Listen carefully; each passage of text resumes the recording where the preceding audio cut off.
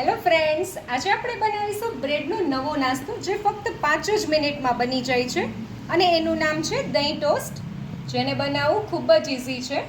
તો ચલો બનાવીએ. હવે સૌથી પહેલાં આપણે દહીં બ્રેડ ટોસ્ટ બનાવવા માટે બ્રેડને કટ કરી લેશું. તો આપણે એના આ રીતે પીસ કરવાના છે.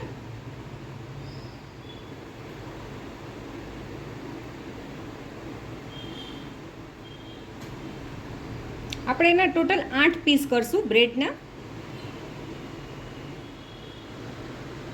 હવે તમે જોઈ શકો છો એના એકદમ સરસ આપણી બ્રેડના પીસ થઈ ગયા છે અને આપણે આ રીતે બાકીની બ્રેડને પણ કટ કરી લઈશું. મેં અહીંયા 3 બ્રેડના એકદમ સરસ રીતે કટ કરીને લઈ લીધી છે અને હવે આપણે નેક્સ્ટ પ્રોસેસ કરીએ. તો હવે આપણે અહીંયા 1/4 કપ જેટલું મેં દહીં લઈ લીધું છે. દહીં આપણે બહુ ખાટું ના હોય એવું જ લેવાનું છે.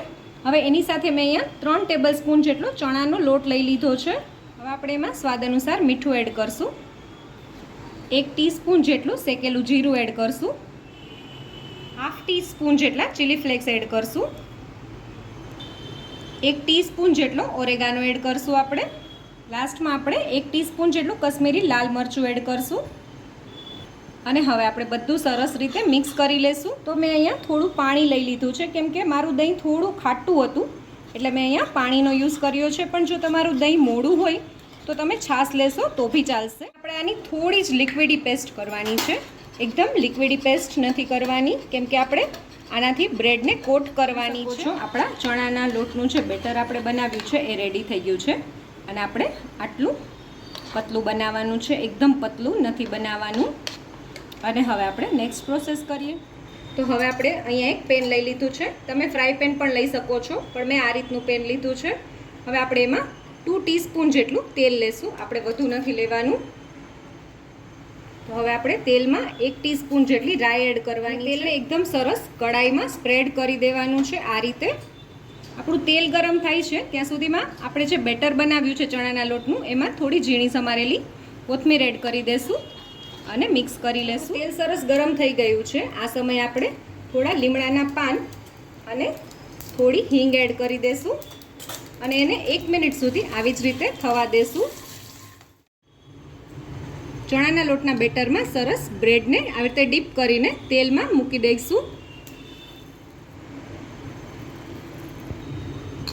આપણે બાકીની બધી બ્રેડને આવી જ રીતે કોટ કરીને આમાં મૂકી દેવાની છે. હવે આપણે ગેસની ફ્લેમ મીડિયમ રાખવાની છે અને 1 મિનિટ સુધી આપણી બ્રેડને આવી જ રીતે થવા દેશું.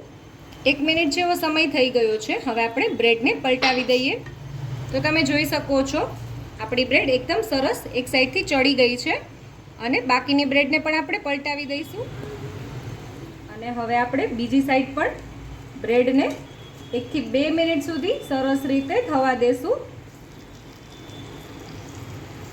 તમે જોઈ શકો છો આપણી બ્રેડ એકદમ સરસ ક્રિસ્પી એવી થઈ ગઈ છે. મેં એને 2 વાર ફેરવી હતી બંને સાઈડ. હવે આપણે બાકીની બ્રેડના પણ આવી જ રીતે ટોસ્ટ બનાવી લઈએ. તો તૈયાર છે આપણો બ્રેડનો નવો નાસ્તો.